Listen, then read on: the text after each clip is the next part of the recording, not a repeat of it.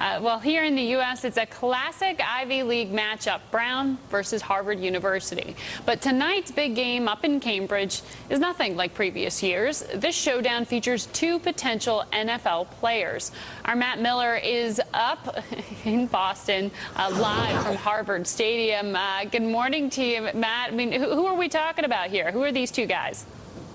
Good morning, Margaret. Back at college, it's a fantastic day here in Cambridge. We're looking at kind of an oddity. We're looking at an Ivy League game where both teams have an NFL prospect. First off, with Harvard, number 53, James Williams, is a senior. He's an offensive tackle, and he's putting off law school to try a shot at the NFL. He's 6'5", 295 pounds, so a big guy, and a lot of analysts say he has a serious shot at the big leagues here. Of course, if he stayed and went to Harvard Law School, A, he'd have more trouble getting a job than before because of the recession, but B, he'd only get a starting salary on average of about $125,000 in the NFL. Of course, you'll get a starting salary of at least $310,000, and if you're even a fifth round draft pick, you'll get $500,000. Then you've got David Howard, number 90, playing for Brown. He's 6'3", 290 pounds, had a little trouble with the law recently, but the defensive tackle looks good as well as far as an NFL pick. So a lot of talk about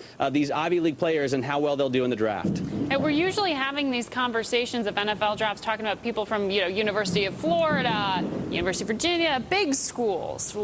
Why the Ohio State University as well? I wonder how you're plugging that one. But why are we talking about these guys? I mean, how did they end up at such great schools? Not directly funneled into a great sports program.